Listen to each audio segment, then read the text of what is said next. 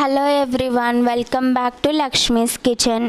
ఈరోజు వీడియోలోని స్పెషల్ పిల్లలకి లంచ్ బాక్స్లో పెట్టడానికి ఎంతో టేస్టీగా ఎంతో ఈజీగా చేసుకునే లంచ్ బాక్స్ రెసిపీ. పిల్లలు ఎప్పుడు ఒకేలాగా కాకుండా వెరైటీగా చేసి పెట్టమని అడుగుతారు. అలాంటప్పుడు ఇలా ఈ రెసిపీని చేసి పెట్టండి. ఎంతో టేస్టీగా ఉంటుంది, మళ్ళీ మళ్ళీ తినాలనిపిస్తుంది, తింటూనే ఉంటారు. ఈ లంచ్ బాక్స్ రెసిపీని ఎంతో ఈజీగా ఎలా తయారు చేయాలో చూద్దాం. దానికోసం ముందుగా ఒక కళాయిలో 1 టేబుల్ స్పూన్ వరకు ఆయిల్ వేసుకొని అందులో 1 అర స్పూన్ వరకు మిరియాలను వేయండి. అలాగే 1 అర స్పూన్ వరకు జీలకర్ర, 3 ఎండుమిర్చిని వేసి ఫ్రై చేయండి. రంగు మారేంత వరకు ఫ్రై చేసుకొని ఒక ప్లేట్లోకి తీసుకొని పూర్తిగా చల్లారిన తర్వాత మిక్సీ జార్లోకి తీసుకోండి.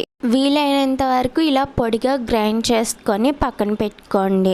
ఆ తర్వాత అదే కళాయిలో 2-3 టేబుల్ స్పూన్ ఆయిల్ వేసి 4-5 వెల్లుల్లి రెబ్బలను దంచి వేసి ఫ్రై చేయండి. పచ్చి వాసన పోయేంత వరకు ఫ్రై చేసి 2 రెబ్బల కరివేపాకుని కూడా వేసి ఫ్రై చేయండి. కొంచెం ఫ్రై అయిన తర్వాత అందులో కొన్ని జీడిపప్పులను వేయండి. జీడిపప్పులు వేస్తే ఎంతో టేస్టీగా ఉంటుంది. కొంచెం గోల్డ్ కలర్ వచ్చేంత వరకు ఫ్రై చేసిన తర్వాత అందులోకి 1 ఉల్లిపాయని ముక్కలుగా కట్ చేసుకొని వేయండి. ఉల్లిపాయలు కొంచెం మెత్తబడేంత వరకు ఫ్రై చేసిన తర్వాత 1 టమాటాని చిన్న ముక్కలుగా కట్ చేసుకొని వేసి ఫ్రై చేయండి. టమాటా ముక్కలు మెత్తబడేంత వరకు ఫ్రై చేయండి. అందులో 1 స్పూన్ వరకు సాల్ట్ని వేసి ఫ్రై చేస్తే తొందరగా ఫ్రై అవుతాయి. కొంచెం సేపు ఫ్రై చేసిన తర్వాత అందులోకి 1 చిటికెడు పసుపు వేసి ఇంకొంచెం సేపు ఫ్రై చేయండి. ఇలా టమాటాలు మొత్తం మెత్తబడిపోయిన తర్వాత ముందుగా ఉడకబెట్టి పక్కన పెట్టుకున్న అన్నాన్ని అందులో వేయండి.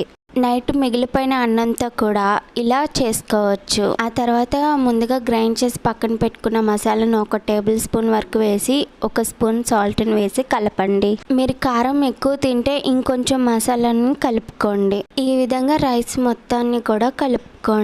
అంతే, ఎంతో ఈజీగా అప్పటికప్పుడు ఇలా వెరైటీగా లంచ్ బాక్స్ రెసిపీని తయారు చేసుకోవచ్చు. మీరు కూడా ఇలాగే వెరైటీగా లంచ్ బాక్స్ని తయారు చేసి పెట్టండి. పిల్లలు ఎంతో ఇష్టపడి తింటారు. ఒక్కసారి తింటే మళ్ళీ మళ్ళీ తినాలనిపిస్తుంది. మళ్ళీ అడిగి మరీ చేపించుకుంటారు, అంత టేస్టీగా ఉంటుంది. మీరు కూడా ఒకసారి ట్రై చేసి మీకు ఎలా వచ్చిందో మీ ఒపీనియన్ని కామెంట్ సెక్షన్లో కామెంట్ చేయండి. నా వీడియో నచ్చినట్టయితే లైక్ చేయండి, మీ ఫ్రెండ్స్ అందరికీ షేర్ చేయండి.